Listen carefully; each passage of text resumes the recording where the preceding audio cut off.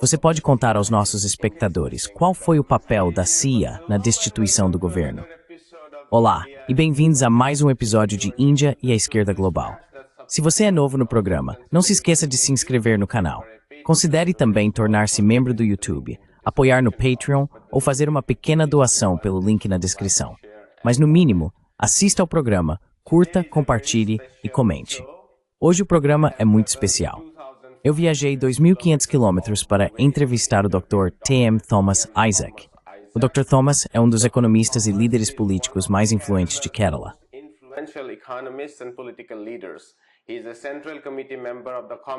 Ele é membro do Comitê Central do Partido Comunista da Índia marxista, ex-ministro das Finanças de Kerala por 2 mandatos e um dos idealizadores de várias iniciativas marcantes em planejamento popular e desenvolvimento descentralizado.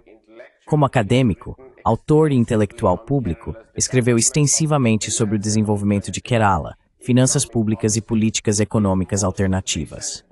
Seu livro mais recente é Kerala, Outro Mundo é Possível. Se você já ouviu falar sobre a história de sucesso de Kerala, este livro é uma obra-prima que acabei de terminar de ler. Vou conversar sobre esse livro com o Dr. Thomas. Dr. Thomas, bem-vindo à Índia e à Esquerda Global.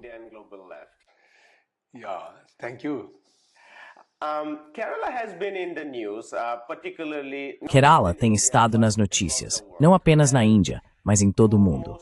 As 2 manchetes mais recentes, por assim dizer, são a eliminação da pobreza absoluta e o fato de Kerala ter superado os Estados Unidos na taxa de mortalidade materna.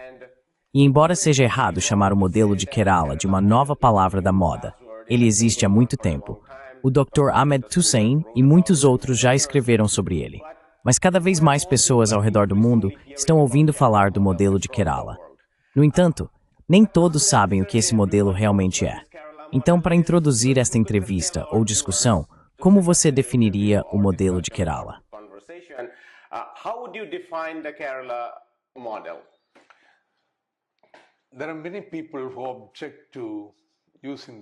Há muitas pessoas que se opõem ao uso da expressão modelo de Kerala, pois isso implica que tudo em Kerala é um modelo ou uma boa prática. Não é. Algumas pessoas preferem chamá-lo de experiência de desenvolvimento de Kerala. Mas eu uso o termo modelo de Kerala porque o modelo de desenvolvimento dominante é algo moldado, digamos, pela curva de Kuznets. Quando ocorre crescimento econômico, a desigualdade aumenta e continua aumentando até atingir um ponto máximo, certo?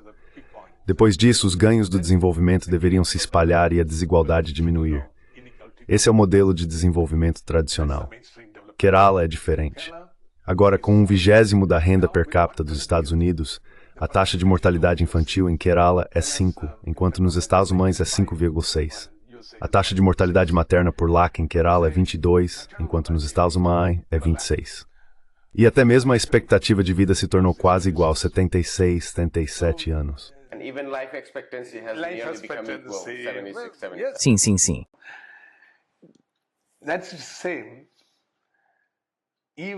Isso continuou sendo verdade mesmo em um nível baixo de desenvolvimento. Mesmo quando o processo de crescimento começou, Kerala adotou uma estratégia de redistribuição. Agora esses métodos de redistribuição foram muitos.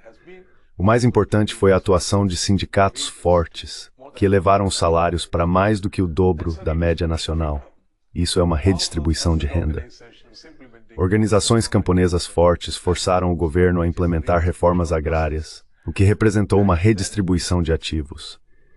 E então a pressão popular levou governos sucessivos desde o período anterior à esquerda, no final do século XIX, com movimentos sociais pressionando o governo a investir em educação e saúde, a tal ponto que as necessidades básicas das pessoas pobres e comuns foram atendidas.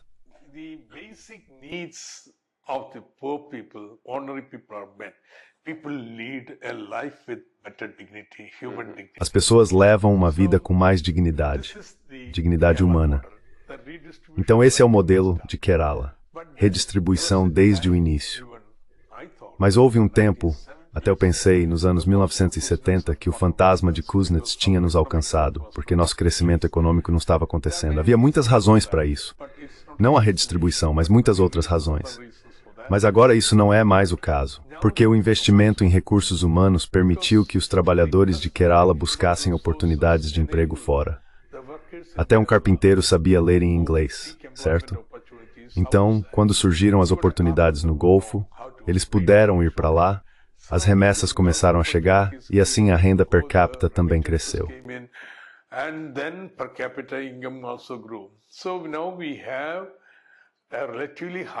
Então agora temos uma renda per capita relativamente mais alta do que o restante da Índia, cerca de 50% maior, e as necessidades básicas e o bem-estar do povo também estão garantidos. Isso eu acho é o modelo de Kerala. É por isso que acredito que outro mundo é possível. Veja a Índia. A Índia está a caminho de se tornar uma economia de 5 trilhões de dólares. Está crescendo rapidamente. A era anterior, o mecanismo regulatório global dominado pelos Estados Unidos acabou.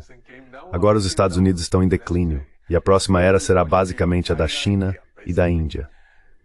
Mas veja a Índia, uma economia de 5 trilhões de dólares, e ainda assim está na base de quase todos os índices sociais, bem-estar, desenvolvimento humano, ODS, fome, qualquer um que se observe. Kerala é um modelo diferente, entende?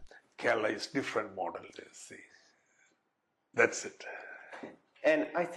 É isso. E acho que seria de grande interesse para nossos espectadores se você pudesse nos contar sobre o papel da esquerda, em particular, na formação desse modelo de desenvolvimento ao longo da história. Claro, você aborda em grande detalhe no seu livro a história, mesmo antes da chegada da esquerda. Uma das estatísticas mais impressionantes que você menciona é a lista de indicadores de 1951, dos anos 1980, dos anos 2000 e assim por diante.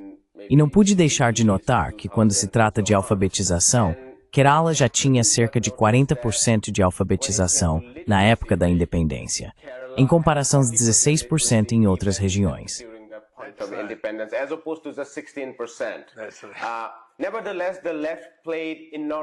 Mesmo assim, a esquerda teve um papel enorme nas reformas agrárias, na expansão da educação e da saúde, e no aumento dos salários, por meio da negociação coletiva, entre outros. Então, se você puder explicar aos nossos espectadores qual foi o papel específico da esquerda. Além disso, conte-nos um pouco sobre o contexto do sistema político da Índia, porque não é a China, não é Cuba. É um sistema muito diferente, no qual a esquerda está presente e tem desempenhado um papel. Acho que isso traria uma ótima perspectiva para a nossa discussão.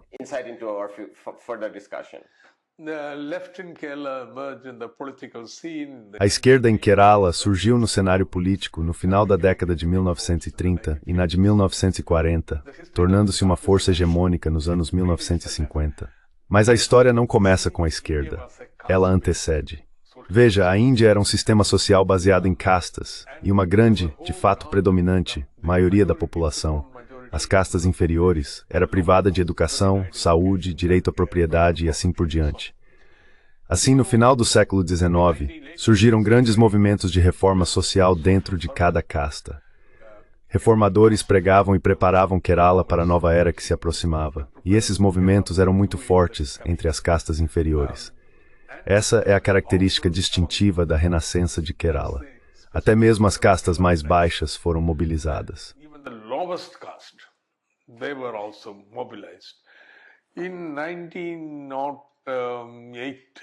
Em 1908, os marginalizados em Kerala, por toda essa região, entraram em greve.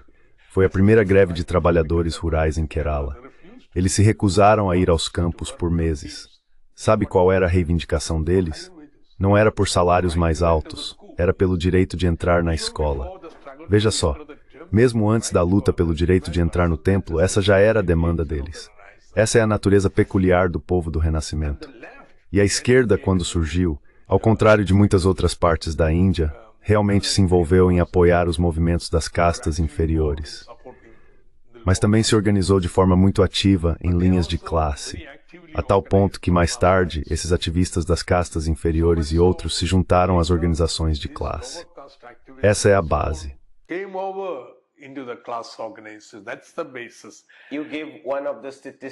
Você mencionou uma das estatísticas sobre a base eleitoral da esquerda em termos comunitários. 63% dos Dalits votaram na esquerda, 53% dos Ejavas e de outras comunidades desfavorecidas, em contraste com cerca de 26% ou 30% das castas superiores.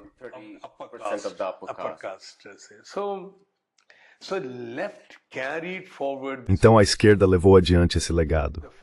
O primeiro governo de esquerda, o governo comunista de 1957, é tema de um livro que tenho sobre como ele foi destituído com o envolvimento da CIA. Foi publicado pela Monthly Review, derrubando o primeiro governo, a CIA e a luta pela justiça social em Kerala. Cerca de 36% do orçamento foi destinado à educação, porque o norte de Kerala era educacionalmente atrasado. Esses movimentos sociais eram muito fortes. Essa parte estava sob domínio britânico, e aquela parte sob os reis nativos. Kerala era como uma sociedade feudal europeia, muitos pequenos principados.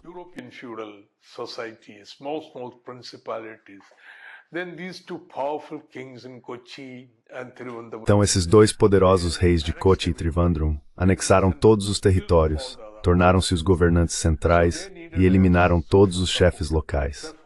Assim, precisavam de apoio social. Por isso, tornaram as pessoas mais ricas proprietárias de terras. Surgiu uma nova classe de proprietários que se tornou a base social dos movimentos de reforma em várias comunidades. Os missionários também acrescentaram sua força a esse processo. No norte de Kerala, sob o domínio britânico, quando os britânicos chegaram, trouxeram de volta os antigos senhores de terras que haviam sido depostos pelas agências centralizadoras ou pela invasão de Tipu, um governante do norte do Decão.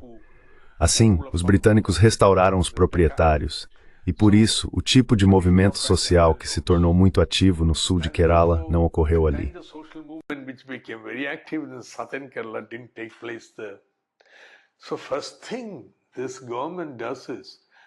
Então a primeira coisa que este governo fez foi elevar o norte de Kerala ao mesmo nível do sul de Kerala, investindo em educação, o maior investimento da história.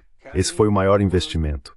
Assim, a esquerda deu continuidade ao legado do movimento de reforma social. Além disso, seus sindicatos aumentaram os salários e sua organização camponesa implementou a reforma agrária.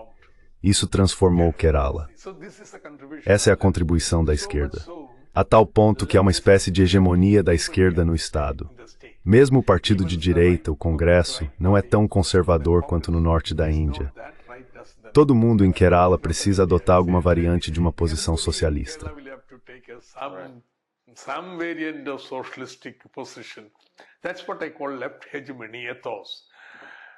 É isso que eu chamo de ethos da hegemonia da esquerda.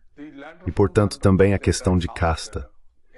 As reformas agrárias minaram toda a estrutura econômica baseada em castas, e poderosos movimentos sociais fizeram o mesmo. O igualitarismo chegou à esquerda. Então este é um estado onde a influência das castas é mínima. Eu nem sei a casta de muitos dos meus camaradas com quem trabalho há muito tempo.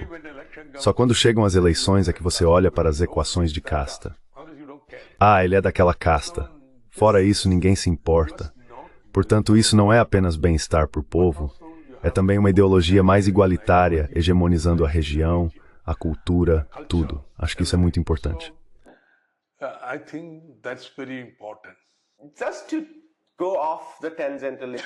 Só para fazer um pequeno desvio e falar sobre a destituição do governo de 1957 em Kerala, tenho a impressão de que a maioria das pessoas na Índia não sabe sobre o papel da CIA. Elas veem isso como o governo Nehru, o governo central da Índia, destituindo o governo provincial. Mas temos acompanhado golpes liderados pela CIA em todo o mundo. E esse foi o período da década de 1950. Irã, Guatemala e Chile e outros ainda viriam. Você pode contar aos nossos espectadores qual foi o papel da CIA na destituição daquele governo?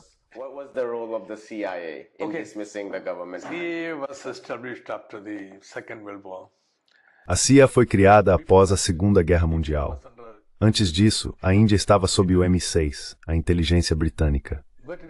Mas é muito surpreendente que desde o início da década de 1950, Kerala já estivesse no radar dos relatórios da CIA e do Conselho de Segurança.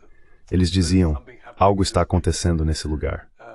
A CIA foi, na verdade, a primeira a prever que Kerala poderia se tornar comunista, porque todos os outros suspeitavam de Andhra e de outras regiões, principalmente por causa do movimento de Telangana.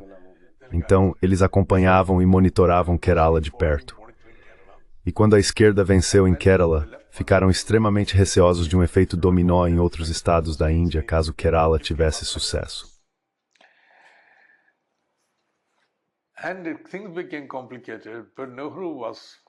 E as coisas se tornaram complicadas. Mas Nehru era, apesar de suas limitações, um democrata. Ele não queria minar o novo governo de forma ilegal. Assim, formalmente, depois que o governo assumiu o poder em 1956, o presidente autorizou uma operação secreta contra o governo de Kerala para derrubá-lo por qualquer meio. A interferência foi, em primeiro lugar, o financiamento direto. Não sabemos o valor exato, mas agora é certo que eles estavam financiando a oposição, incluindo igrejas e outros grupos. Mas não se conhecem todos os detalhes. Havia também outras agências fornecendo recursos, como o Movimento de Rearmamento Moral e a Cruzada Cristã Anticomunista de Los Angeles. Anti-communist Christian crusade from Los Angeles. It's a multi-pronged intervention. Foi um tipo de intervenção multifacetada.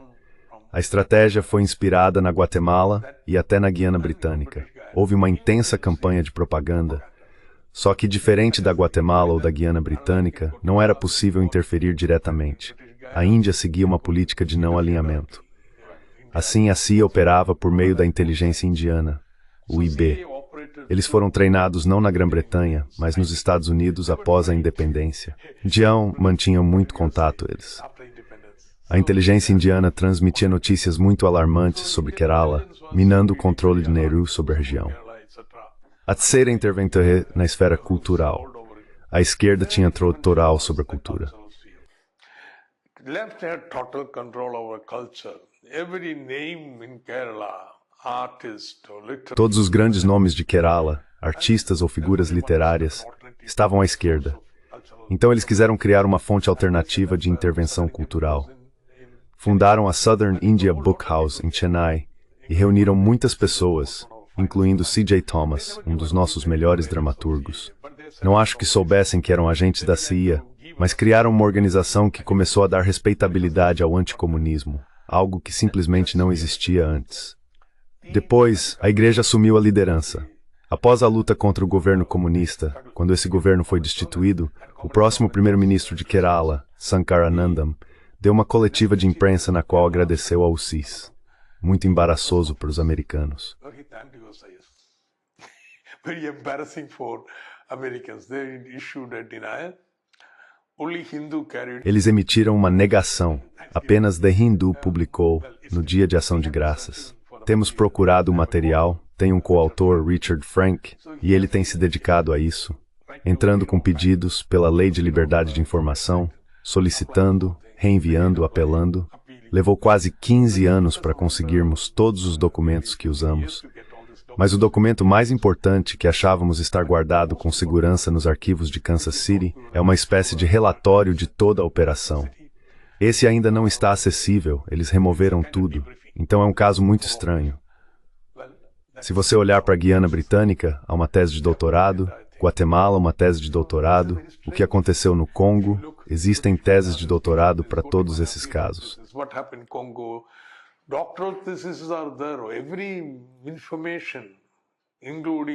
Todas as informações, incluindo as sobre Hitler e assim por diante, já vieram a público, mas os documentos de Kerala ainda não foram totalmente divulgados, porque todos têm medo. Quero dizer, até recentemente o governo indiano mantinha uma posição de não alinhamento. Os Estados Unidos disseram que não queriam admitir que estavam diretamente envolvidos em Kerala. Bem, é isso. Mas a grande característica distintiva de Kerala é que, depois da intervenção da CIA, como na Indonésia, onde a esquerda foi destruída, no Congo, a esquerda foi destruída, no Irã, a esquerda foi destruída, na Guatemala, você sabe, anos depois, em Kerala, a esquerda não pôde ser destruída. A esquerda voltou ao poder em 1967, depois em 1987, e desde então temos estado aqui entrando e saindo, alternadamente. E levamos adiante nosso projeto democrático. Não é socialismo e coisas do tipo, mas a vida está um pouco melhor.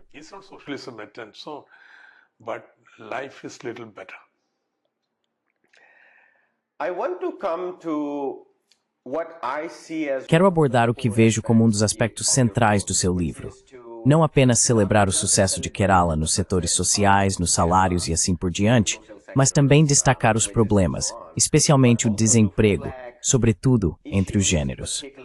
Os números são igualmente impressionantes. A taxa de participação na força de trabalho para os homens está na casa dos 70%, enquanto para as mulheres está na casa dos 30%. Além disso, Kerala é muito diferente de alguns dos milagres econômicos que vimos ao redor do mundo. E o mais marcante, é claro, é a China. Eu estive lá, morei lá, e quando se visita a China, o sucesso do país é realmente impressionante.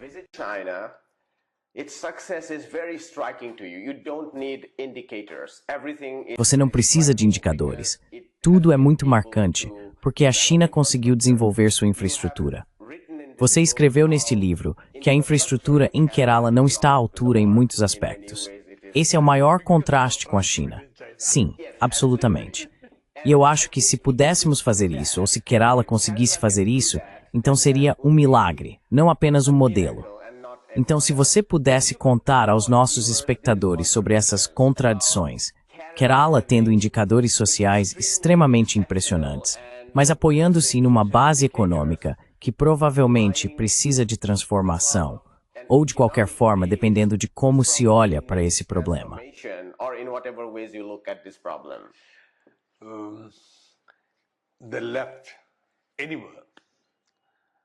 De qualquer forma, a esquerda mobiliza as pessoas com base em demandas econômicas e sociais, ganhos parciais, mas que melhoram suas vidas. Se você ler Salário, Preço e Lucro, toda a ideia do livro é dizer, sim, é possível melhorar suas condições de vida. Você não está condenado à chamada lei dos salários, portanto, é possível melhorar sua vida. A mobilização da esquerda tem sido a base desses slogans redistributivos em todos os lugares. E Kerala teve sucesso nisso, o que trouxe uma vida melhor para as pessoas. Mas agora adotamos a posição de que a produção é importante. Esse é o papel dos capitalistas, dos proprietários de terras e assim por diante. Nosso papel é redistribuir, garantir que uma parte justa e decente vá para o povo.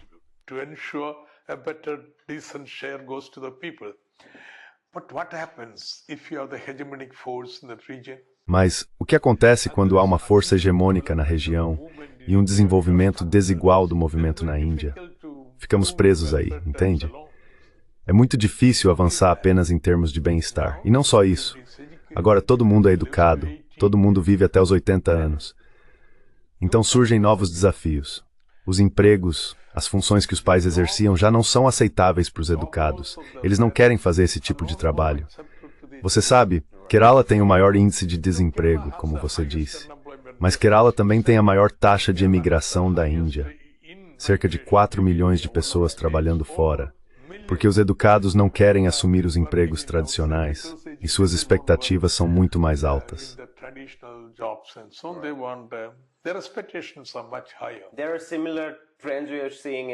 Estamos vendo tendências semelhantes também na China. Quero dizer, a estratégia anterior era transferir os camponeses para a indústria e aproveitar o mercado global. O problema, porém, é que a partir dos anos 2000, um número sem precedentes de pessoas ingressou em universidades e faculdades. E agora, muitas dessas famílias não querem necessariamente ir trabalhar na linha de montagem da Foxconn.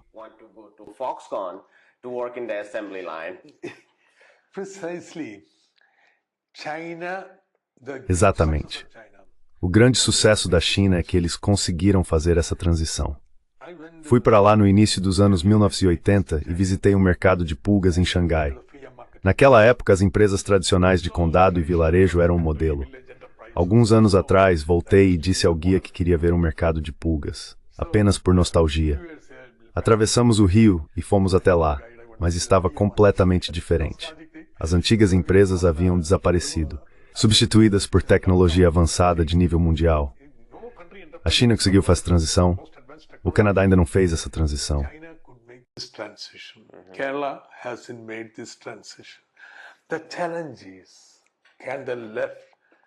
O desafio para a esquerda no Canadá é elaborar um programa por meio do qual Kerala possa fazer essa transição.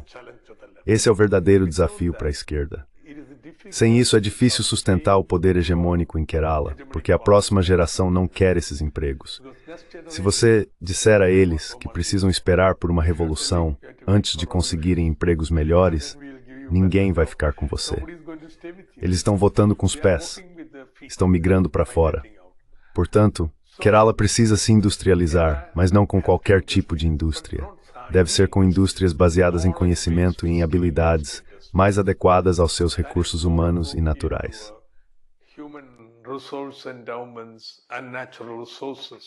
Nu er så most evermort til måtte nå for Billy Fulgenstad.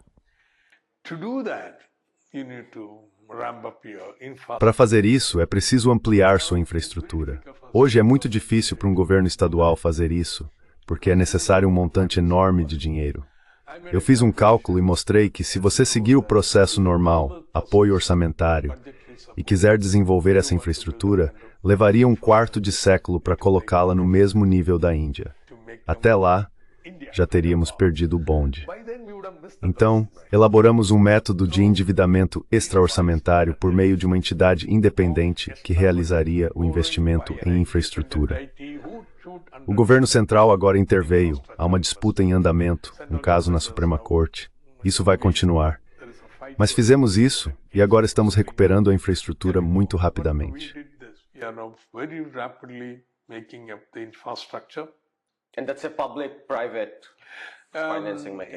E esse é um mecanismo de financiamento público-privado. É difícil envolver agentes privados na construção de infraestrutura rodoviária em Kerala, porque você deve ter notado que o padrão de assentamento de Kerala não é formado por pequenos aglomerados compactos, mas sim por um crescimento em faixa ao longo das estradas. Assim, ampliar essas estradas é praticamente impossível. Sem ampliação e com as mesmas vias de serviço, não é realmente possível impor um modelo de pagamento ou de receita para as estradas. Portanto, estamos limitados e os agentes privados não se interessam. Agora temos mais investimentos em estradas baseados em modelos de receita, mas o reembolso por meio de pedágios levará pelo menos 50 anos. O ônus sobre a geração atual é muito limitado, mas os agentes privados não estão dispostos a assumir um horizonte de tão longo prazo.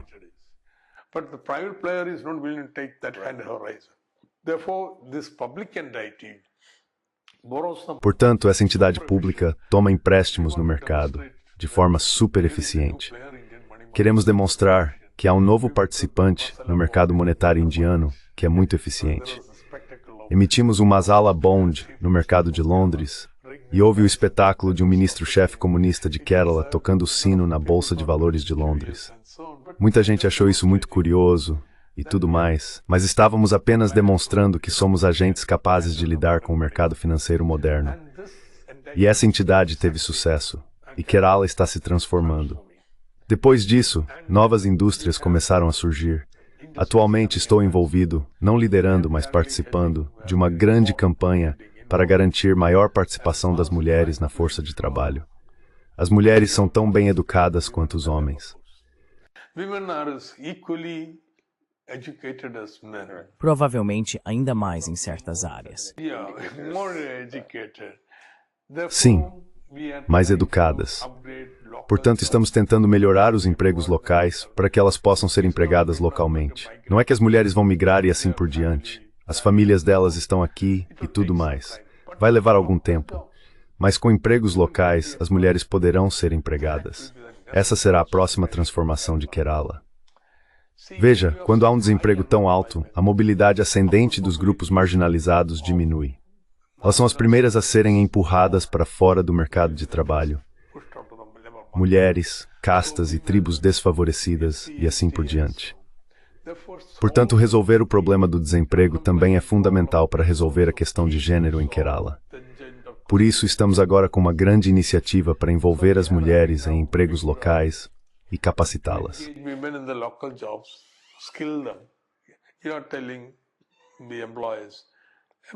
Você está dizendo aos empregadores, empreguem qualquer mulher da sua localidade, digam-nos quais habilidades ela deve ter e nós a treinaremos para vocês. Isso significa renda adicional para as famílias pobres de Kerala. Em segundo lugar, a consciência de uma mulher que fica em casa e a de uma que sai para ganhar salário ou remuneração é totalmente diferente. Se você não acredita nisso, então não é marxista. Assim, veremos o surgimento de uma nova classe de trabalhadoras altamente conscientes e assim por diante. E por fim, isso mudará a dinâmica dentro do lar. As mulheres estão saindo, o trabalho se torna viável e elas também passam a ser provedoras.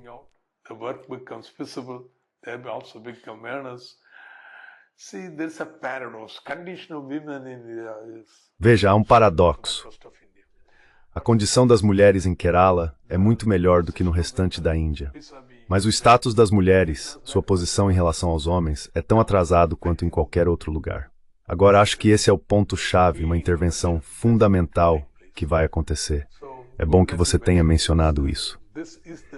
E essa é a grande promessa da esquerda nas eleições municipais em andamento. Eles estão prometendo que nos próximos 5 anos, 2 milhões de mulheres terão emprego.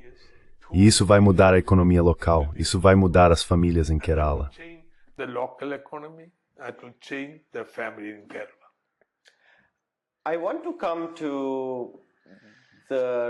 Quero abordar a relação entre os grandes agentes privados e o partido, e digamos o Estado-partido, quando a esquerda está no poder. É claro que tem havido uma enorme propaganda, não apenas recentemente, mas há muito tempo, de que onde há comunismo não pode haver agentes privados.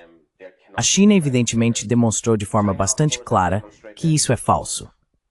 Mas se você puder nos contar um pouco sobre Kerala, porque obviamente, historicamente, tem havido uma fragilidade em termos de capital privado, se compararmos Kerala a outras regiões, como Gujarat, por exemplo, que sempre teve um excedente muito maior de capital privado, parte do qual é direcionado para infraestrutura e outras formas de investimento. Diante dessas limitações, e considerando que o investimento é escasso, e também que o governo central desvia investimentos de Kerala, em parte por razões estruturais e em parte por razões políticas, nossos espectadores teriam interesse em entender a relação entre o Estado e o setor privado em Kerala.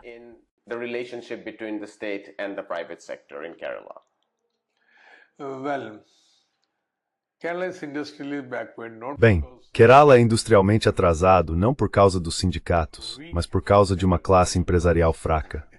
Há muito tempo, escrevi um artigo sobre as raízes históricas do atraso industrial em Kerala, que se concentrava na natureza da classe burguesa local, muito fraca, mais ligada ao comércio e à agricultura de plantação do que à indústria. Assim, em 1956, uma grande questão debatida pelo governo foi a seguinte: o maior grupo monopolista da Índia na época, Birla, foi convidado a vir investir em Kerala. Houve concessões e surgiu uma grande polêmica. Como vocês podem fazer isso? Vocês os declararam inimigos de classe. Como o seu governo pode fazer isso? Isso veio de dentro do partido. Dentro do partido e fora do partido. E a resposta é simples. Você está vivendo em uma Índia federal que é liderada por esse capital voltado para o lucro, então é preciso negociar com ele. Você não pode simplesmente dizer, saiam do sistema. Você está vivendo dentro do sistema aqui e precisa interagir com ele. Um trabalhador que luta por salários mais altos não sai do sistema. Ele está interagindo com ele, exigindo salários melhores, uma parte mais justa. Portanto, embora você tente desenvolver uma alternativa, digamos, modernizando suas indústrias tradicionais de forma regulada, nesse sentido, você não descarta os trabalhadores. Você moderniza garantindo a ascensão deles, protege as pequenas indústrias e assim por diante, mas também permite a entrada dos grandes atores. Agora a situação na Índia é ainda pior.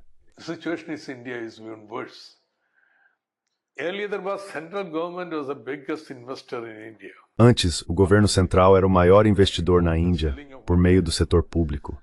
Agora eles se retiraram, vendendo o que possuíam. Em vez disso, estão promovendo certos capitalistas que são seus favoritos. Eles querem criar investidores campeões, jogadores globais entre os capitalistas indianos. Estão tentando imitar a Coreia, de certa forma. Então você não pode dizer, você não vai me permitir. Na verdade, queremos que qualquer um venha e invista. Adani é uma figura muito controversa. Eles investiram no porto aqui, em Vizhinjam. Isso tem grandes impactos de ligação para trás e para frente, em Kerala. O porto de Kochi, o porto de Vizhinjam. será o maior porto de águas profundas da Índia. Isso é bom para Kerala.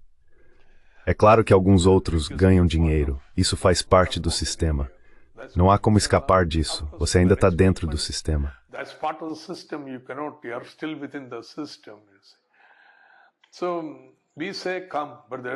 Então nós dizemos venham, mas eles não estão vindo. Não é que todos estejam correndo para Kerala, eles simplesmente não querem vir. Continuamos dizendo venham. Bem, é preciso respeitar os direitos dos trabalhadores. Mas uma vez que façamos um acordo, nós o cumpriremos. Não haverá greves selvagens e coisas do tipo. Certo, agora a situação mudou. Na época em que o movimento trabalhista estava surgindo e o capitalismo ainda tinha um pensamento mais feudal, a luta entre os dois lados era muito amarga. E por isso surgiram várias práticas para proteger os direitos dos trabalhadores, etc. Agora isso mudou. O governo tem sido continuamente de esquerda e os direitos dos trabalhadores são respeitados. A lei garante isso, eles são respeitados. Então muitas dessas práticas que são prejudiciais ao bom funcionamento dos negócios devem ser modificadas. Uma das coisas que me surpreenderam no seu livro, na verdade, é que as disputas industriais, disputas trabalhistas, greves e coisas do tipo, são menos frequentes em Kerala do que no restante da Índia. Veja, por assim dizer, Kerala estava entre os estados com índices mais altos, junto com Bengala Ocidental, nos anos 1960. Certo. E essa imagem de Kerala ainda persiste. As pessoas acham que não se pode ir lá, porque haverá problemas trabalhistas. A propaganda anticomunista também reforçou essa sensação de insegurança em Kerala. Mas no final dos anos 1970, as coisas se estabilizaram e as taxas de greves e demissões, tanto em termos do número de pessoas envolvidas quanto do número de dias perdidos, caíram drasticamente. A partir de meados dos anos 1980, esses índices ficaram abaixo da média nacional e continuaram a se distanciar. Mesmo assim, todos ainda pensam que Kerala é um grande estado problemático por causa do trabalho e coisas do tipo. Então, precisamos mudar essa imagem.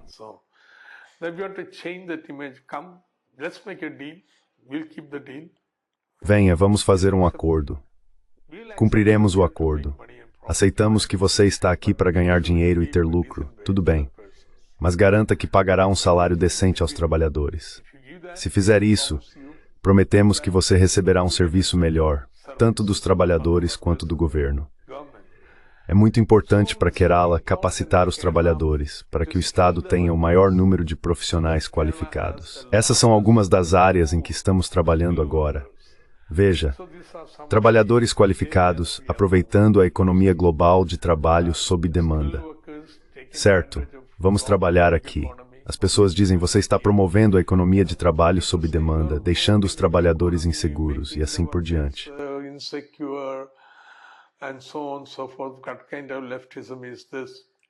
Que tipo de esquerdismo é esse? Bem, no meu orçamento a proposta foi, se alguém empregar um freelancer em Kerala, ou alguém que trabalhe de casa em Kerala, nós pagaremos pela aposentadoria dele, no sentido de gratificação e coisas do tipo. Os pagamentos de bem-estar serão feitos pelo governo. Você não precisa se preocupar com isso. Você contribui com uma parte, caso contrário nós cuidaremos disso. Também garantiremos que eles tenham um espaço de trabalho em Kerala. Se não tiverem equipamentos, daremos empréstimos. Então não estamos apenas deixando isso para o empregador. Estamos criando uma espécie de intermediação social para garantir um acordo melhor para os trabalhadores. É assim que a economia moderna pode funcionar.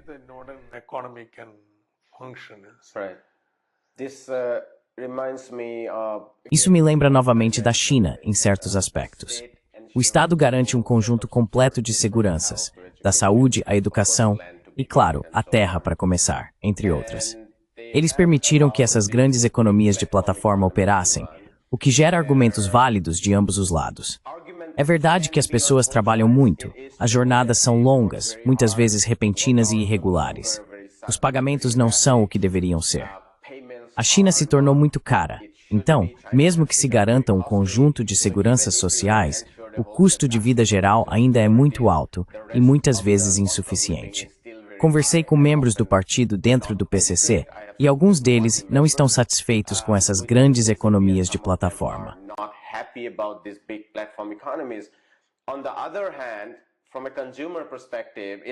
Por outro lado, do ponto de vista do consumidor, é muito difícil imaginar a vida sem entregas. Quero dizer, cheguei aqui ontem à noite, estou hospedado em um Airbnb e não havia nada na cozinha, então precisei comprar mantimentos e acabei tendo que usar uma dessas plataformas. Como um economista popular, e especialmente vindo da esquerda, tenho curiosidade em ouvir sua opinião sobre isso. A natureza indispensável da economia de plataformas no momento histórico em que vivemos, por um lado, e os problemas que ela traz, particularmente do ponto de vista da esquerda ou dos trabalhadores, por outro. Como lidamos com isso?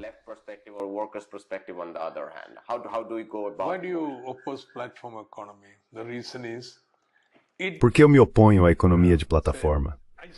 A razão é que ela isola os trabalhadores uns dos outros. Eles não estão mais em trabalho coletivo. São todos indivíduos, todos se tornando prestadores de serviços independentes. Agora, as economias de plataforma podem ser usadas de outra forma. As plataformas podem ser usadas para agregar trabalhadores, para agregar produtores. É possível ter cooperativas de plataforma formadas por pequenos produtores, o que eu acho que é a maneira como devemos lidar com contratados e com o agronegócio por contrato. Assim é possível construir uma plataforma para agricultores, agregar seus produtos e distribuí-los coletivamente.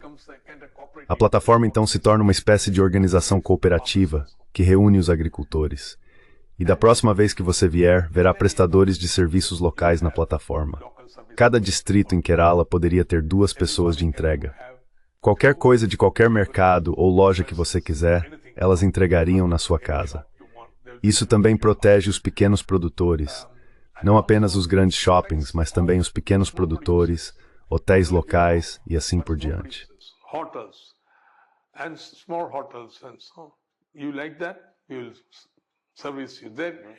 Você gosta disso?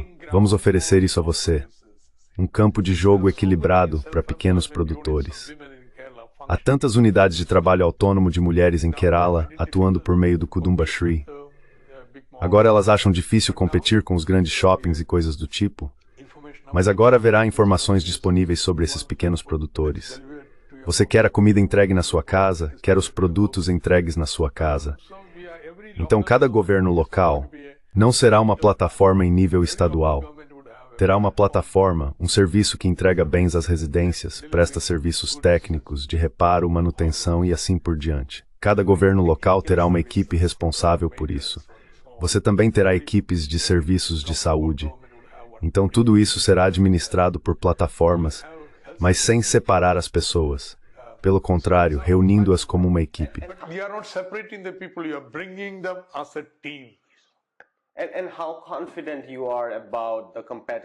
E quão confiante você está quanto à competitividade desses pequenos participantes dentro dessa economia digital mais ampla? Estou perguntando porque as grandes empresas privadas têm orçamentos enormes para marketing. Elas possuem vastos recursos para descobrir como o algoritmo pode ser ajustado a seu favor, como obter visibilidade e assim por diante na publicidade. As pequenas plataformas, embora teoricamente tenham o direito de serem visíveis na plataforma ao se registrarem e tudo mais, tendem a não alcançar os clientes com a mesma eficácia. Normalmente, ouvimos falar apenas de alguns participantes quando pensamos em economias de plataforma. Mas você está dizendo que isso não precisa ser necessariamente assim. Bem, existe algo chamado orgulho local, entende?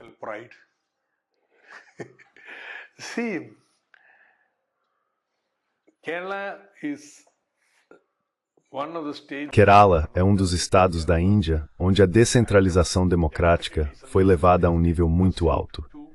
Então há um elemento de orgulho local, nossa comida, nossos produtos. Agora você não precisa procurar a origem do material que está recebendo de alguma plataforma nacional de entregas. Você sabe que são agricultores locais, sua loja local. Você quer apoiar essa loja local e isso chega até você.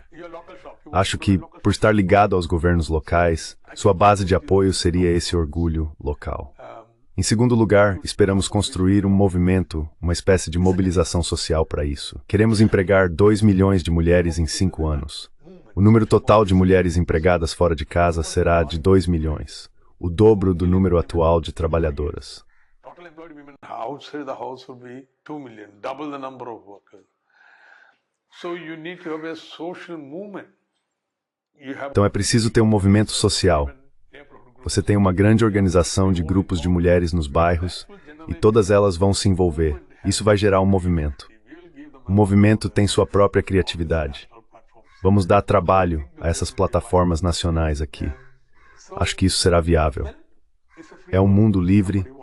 Se alguém quiser, por exemplo, vamos ter uma plataforma de transporte Savari em vez do Uber. Bem, ela terá que ser competitiva, terá que ser eficiente. Isso é o que precisa ser garantido.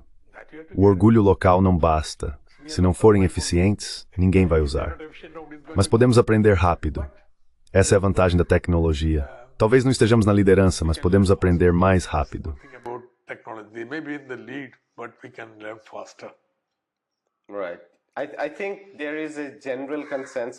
Certo. Acho que há um consenso geral entre a maioria das pessoas de esquerda agora de que a concorrência não é algo ruim. Quero dizer, não se pode manter unidades ineficientes apenas em nome da proteção. Acho que isso se tornou um consenso em desenvolvimento e ganhou certa estabilidade. Pessoas como eu ainda têm um pouco de ceticismo quando se trata da economia digital, considerando a forma como essas empresas operam.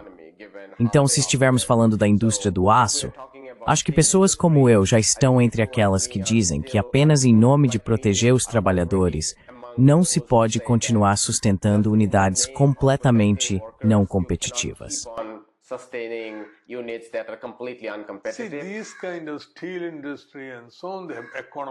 Veja, esse tipo de indústria do aço e coisas do tipo, elas têm economias de escala. Não faz sentido, como na época de Mao, ter fornos de quintal. Certo, absolutamente. Mas é diferente quando se trata de bens de consumo. As marcas de bens de consumo globais e nacionais são fortes, certo? Mas é possível substituir por outra coisa.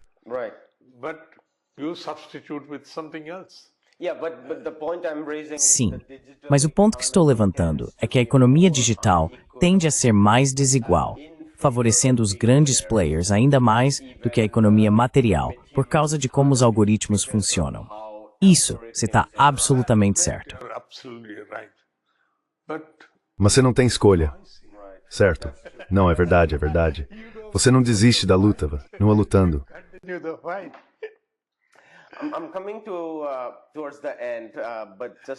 Estou chegando ao fim, mas apenas para conduzir a conversa a uma conclusão. Se você pudesse nos contar um pouco sobre como vê o papel da esquerda e do movimento comunista na Índia em geral. Temos visto um declínio total da base eleitoral da esquerda em quase toda a Índia, exceto em Kerala. E mesmo lá, temos observado uma estagnação significativa. Não sei o que você pensa sobre a próxima eleição. Você pode compartilhar isso. Mas, além disso, tanto nas eleições quanto fora delas, quais você acha que deveriam ser algumas das principais questões pelas quais a esquerda deve lutar daqui para frente?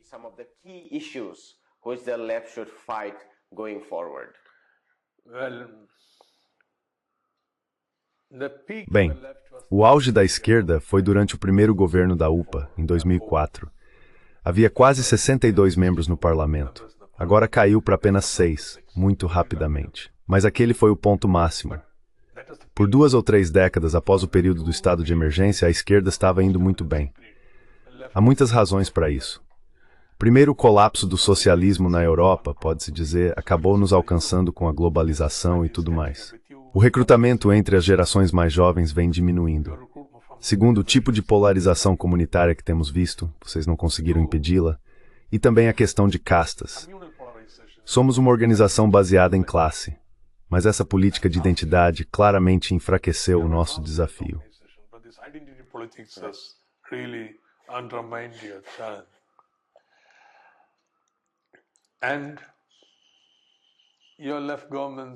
E os seus governos de esquerda em Bengala e Tripura caíram. Bem, em Tripura acho que foi um erro de avaliação do desafio vindo do BJP. Mas o BJP, quando está no poder, é implacável. Não permite que a oposição funcione. Uma mudança no governo central traria de volta a sorte da esquerda em Tripura. A esquerda ainda resiste por lá, certo? Em Bengala, com a polarização entre o TMC e o BJP, a esquerda está perdendo espaço, sem conseguir se recuperar. Mesmo pessoas liberais apoiariam o TMC apenas para manter o BJP afastado. Então é uma situação um pouco confusa. Mas o que é muito importante para o projeto da esquerda seria um retorno em Tripura e Bengala. O que não sei, acho que está definitivamente no horizonte. Você disse Bengala? Did you say Bengal? Bengala. Isso significa que a tendência de polarização precisa acabar. Também há condições, porque enfraquecer o BJP em nível nacional é importante. Esses são, portanto, os principais desafios. Enquanto isso, tentaremos avançar em outros estados, como Tamil Nadu e assim por diante. Ou nas áreas tribais da Índia, onde as coisas estão melhorando um pouco. Lutas e mobilização de trabalhadores e camponeses de forma mais sistemática. Mas enquanto isso, Kerala terá que manter a bandeira erguida. Certo, Kerala será o Anand da Índia. Marcharemos a partir daqui. Por isso é ainda mais importante que vençamos a próxima eleição. O BJP está lá, tentando de tudo para enfraquecer o governo aqui. E o Congresso também não enxerga o papel maior que Kerala pode desempenhar. Então se uniu, em alguns lugares, ao BJP e em outros a forças extremistas muçulmanas. Estamos travando essa batalha. É uma batalha política. We are fighting that battle. It's a political battle. So, if you ask me, what is the role of the left? Então, se você me perguntar, qual é o papel da esquerda? Diga-me um partido ou formação política na Índia, regional ou nacional, que apresente uma alternativa ao sistema. Mesmo que você tenha feito campanha por ele ou o tenha implementado de forma diferente, ainda é preciso algo diferente. Esse sistema atual não pode continuar assim. E quem oferece um sistema diferente? Somente a esquerda. Portanto, também esperamos tornar Kerala ainda melhor, para demonstrar o que é possível mesmo dentro do sistema. Se tivermos a perspectiva política correta, quão melhor poderia ser a vida dos cidadãos na Índia? Acredito que isso teria uma grande influência.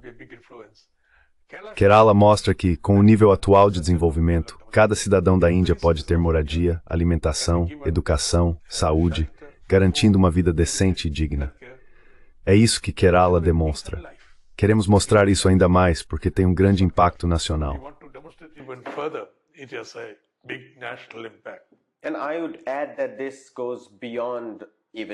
E eu acrescentaria que isso vai além da própria Índia, porque falando novamente sobre modelos, voltando ao ponto de partida, o interesse mais importante ou mais difundido agora é sobre a China. Mas eu diria que replicar o milagre chinês é muito, muito difícil. Embora isso não signifique que não possamos aproveitar alguns de seus aspectos. Ele ocorreu dentro de uma conjuntura histórica global, conectando-se a circuitos globais de finanças e investimentos, e dentro da ampla rede regional de fluxos de capital do leste asiático. Há cada vez mais estudos sobre isso, o que não é necessariamente o caso do sul da Ásia ou da África e assim por diante. Mas Kerala, ao mostrar que é possível redistribuir recursos e garantir necessidades básicas, mesmo em uma economia não tão produtiva, embora seja verdade que não possamos nos limitar a isso, pelo menos demonstra que isso pode ser assegurado em todo o mundo, em lugares como a África e a América Latina, não é?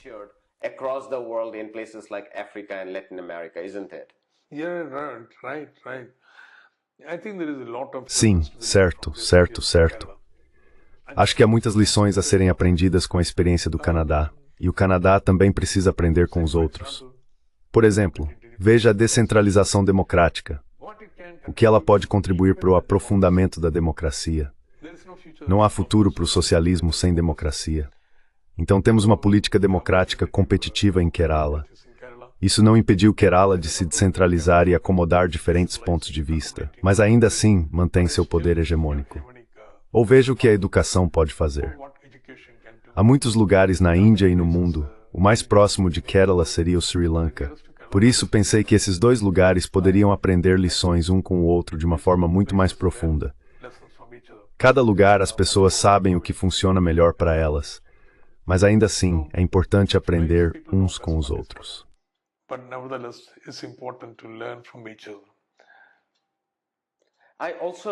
forgot the most important. Também esqueci do ponto mais importante, ou pelo menos o mais importante em termos dos espectadores que enviaram perguntas. Eles disseram que deveríamos perguntar a você sobre a apreensão das trabalhadoras ASHA em relação à declaração oficial de Kerala sobre a erradicação da pobreza absoluta. Sabemos que em Kerala, as comunidades indígenas e os pescadores foram deixados para trás e são os mais economicamente desfavorecidos. Se posso usar essa palavra entre aspas, o que você acha da crítica de que essa declaração oficial sobre a erradicação da pobreza absoluta ainda exclui algumas pessoas? Still excludes people. So you have two questions. One is ASHA workers. Então você tem duas perguntas. Uma é sobre as trabalhadoras ASHA. Isso é um constrangimento para o governo. O fato de que uma parte das trabalhadoras ASHA, uma parte muito pequena, é claro, com o apoio de toda a oposição, fez greve em frente à secretaria por um longo período, exigindo 21 mil. Agora, quando o programa do governo central entrou em vigor, o pagamento delas era de 1.000. Desde então, aumentamos para 8 mil. Mas, apesar disso, elas Hyudingevi, exigindo 21 mil. E não são apenas as trabalhadoras ASHA, há também as trabalhadoras Anganwadi e outros grupos de trabalhadoras. Male workers. Then there are a whole lot of Depois, há um grande número de trabalhadores dos programas Sarva Shiksha Abhiyan e Sandes, que recebem uma quantia considerável do Estado. Aumentar isso para 21 mil significaria que seria preciso pagar esse valor a todos. Não dá para fazer 21 mil apenas para as trabalhadoras ASHA. E o governo está sob uma pressão financeira muito severa, porque o governo central está usando todas as técnicas possíveis. É quase como um embargo financeiro ao Estado. Portanto, não podemos concordar com isso. Apesar disso, agora aumentamos o pagamento de todos os trabalhadores dos programas em mais de 1.000. Então, essa greve teve motivação política, com o objetivo de constranger o governo de esquerda. E Kerala está com enormes déficits de receita, certo? Como é? Kerala está com enormes déficits de receita. Isso mesmo. Mais que qualquer outro estado. É o maior déficit de receita. Simplesmente não podemos fazer isso. E os fundos do governo central estão indo para outros lugares por causa da demografia e da situação geral. Isso mesmo. Então há muitos problemas. E embora seja constrangedor, realmente não há nada que possa ser feito. Não é que achemos que eles não merecem. Não, eles merecem. Eles precisam receber salários justos. Mas o governo central decidiu empregar todas essas pessoas sem pagá-las adequadamente. Eles nem sequer as chamam de trabalhadoras. Elas deveriam ser tornadas funcionárias do governo central, porque sob um programa do governo central, deveriam ao menos receber o salário mínimo. Percebemos, apoiamos essas reivindicações e continuaremos a aumentar todos os lados. Agora, na década de 1970, Kerala tinha uma taxa de pobreza de cerca de 50,9%, quase 109%, e isso era das mais de One of the biggest, highest in India. But then impact of land reform came with the... Mas então veio o impacto da reforma agrária. Com a reforma agrária, todos passaram a ter terra, os salários aumentaram, a educação se espalhou e a pobreza caiu ao nível mais baixo da Índia. Mas percebemos que havia segmentos da população que essas intervenções de múltiplas frentes não alcançavam, por razões estruturais. Por exemplo, você não tem terra, não tem casa, então anda de um lado para o outro, não aparece em nenhuma estatística, fica de fora, certo? Você não tem ninguém com capacidade física para trabalhar e, portanto, muitos programas de assistência social não chegam até você. Existem famílias chefiadas por mulheres em que ninguém tem emprego, ou algumas pessoas estão cronicamente doentes, e assim por diante.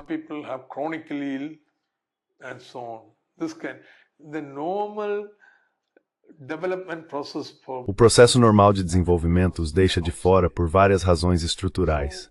Assim, por meio de um processo iterativo envolvendo pessoas, não apenas uma pesquisa, em todos os lugares as pessoas se reuniram, discutiram e debateram.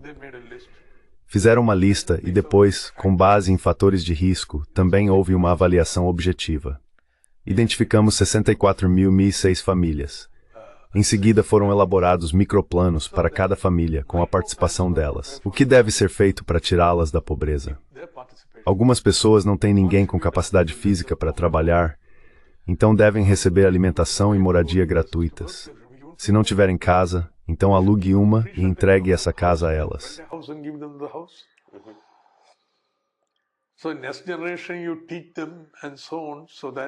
Então a próxima geração, você os ensina e assim por diante para que consigam um emprego e saiam da pobreza.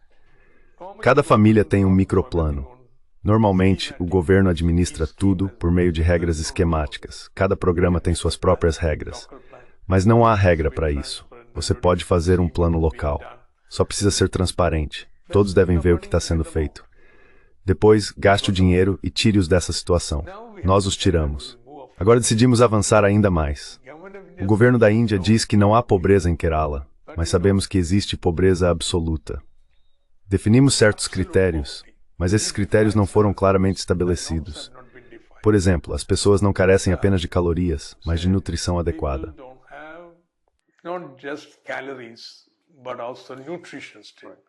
Micronutrientes. Então eles são pobres. Aqueles que não têm um trabalhador comunitário terão alguma casa e assim por diante. Sim, por normas muito transparentes, vamos identificar as pessoas muito pobres. Não as extremamente pobres, mas as muito pobres. Depois você converge todos os seus programas para garantir que elas saiam dessa situação. E se não tiverem recursos adicionais, você fornece esses recursos. Assim poderemos afirmar que eliminamos a pobreza absoluta. Ainda haverá pobreza relativa, isso é claro, existirá mesmo sob o socialismo. Mas a pobreza absoluta na teoria marxista do valor excedente significa exploração absoluta e exploração relativa. Portanto, vamos pôr fim à exploração absoluta. Ainda haverá exploração relativa, no novo sentido tecnológico.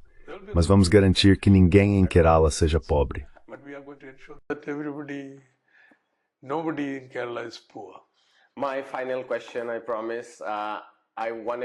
Minha última pergunta. Prometo. Eu queria te perguntar sobre essa alegação. Às vezes uma crítica amigável de pessoas de esquerda na mídia, de que líderes e pensadores dentro do partido, ou não, são acessíveis aos jornalistas, ou não entendem a era da internet. Simplificando, vemos figuras de destaque da direita indo a lugares como podcasts, que atraem milhões de espectadores. Tivemos alguns exemplos da esquerda fazendo isso, mas ainda não vimos realmente líderes de esquerda, ou mesmo podcasts de esquerda, decolarem na Índia. Fico curioso sobre qual é a sua resposta a essa crítica, considerando que, se a esquerda quer mobilizar a juventude, e claro, o que o partido já faz na prática, envolve um número considerável de jovens. Mas como você sabe, na Índia o problema é que o elemento reacionário conseguiu capturar a juventude com muito sucesso. O que, na minha leitura, não tenho dados objetivos, é uma diferença fundamental entre o Ocidente e a Índia.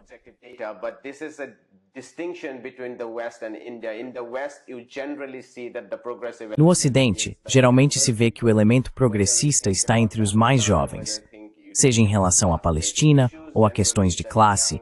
Em geral, os jovens estão do lado progressista. Na Índia, não tenho tanta certeza.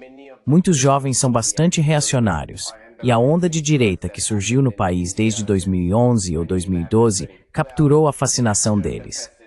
Você escreveu sobre o surgimento da nova classe, a nova classe média, e sobre a necessidade de dialogar com esse grupo, certo? Acho que parte disso tem a ver com a internet, a nova era digital, as redes sociais e assim por diante. Então, para simplificar, como mais líderes partidários e pensadores como você podem se tornar acessíveis a pequenos jornalistas e podcasters como eu?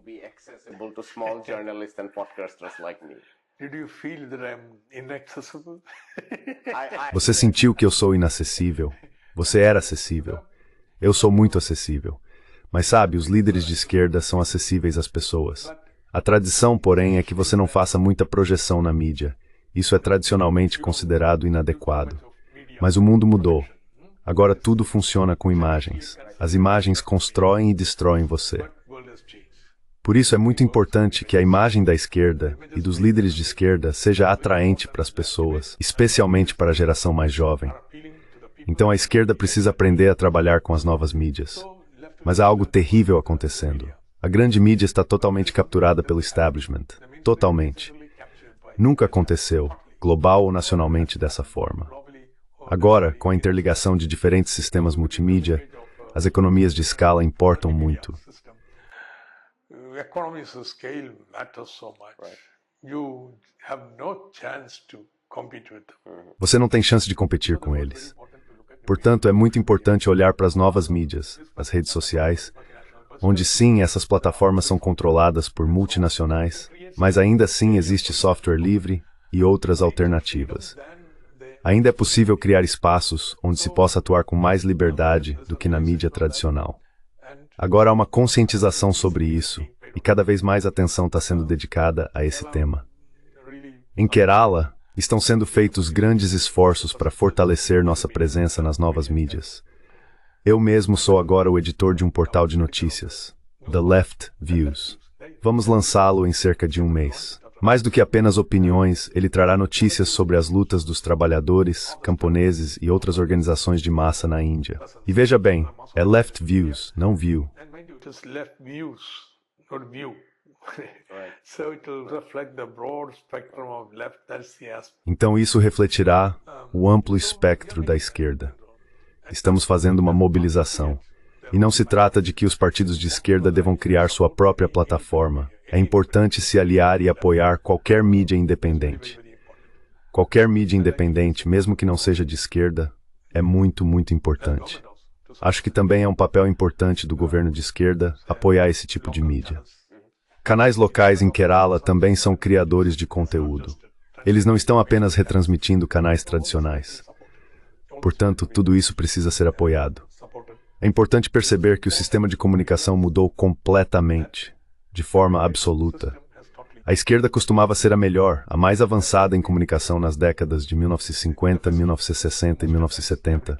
Agora todos esses métodos desapareceram, e se você não aprender as novas estratégias, ficará para trás. Então, é melhor aprender rápido. Learn the new tricks. So better learn fast.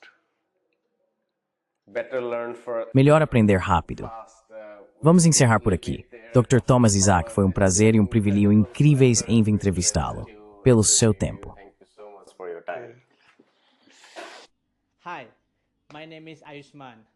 Oi, meu nome é Ayushman. Eu, junto com Mudyar Jyotishman, iniciamos esta plataforma.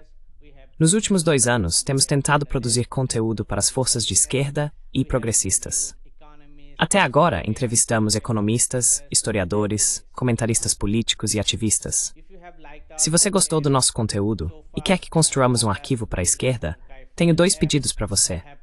Por favor, considere fazer uma doação para a causa. O link está na descrição abaixo. E, se não puder fazer isso, não se sinta mal. Você sempre pode curtir nossos vídeos e compartilhá-los com seus camaradas. Por fim, não se esqueça de clicar no botão de inscrever-se. Don't forget to hit the subscribe button.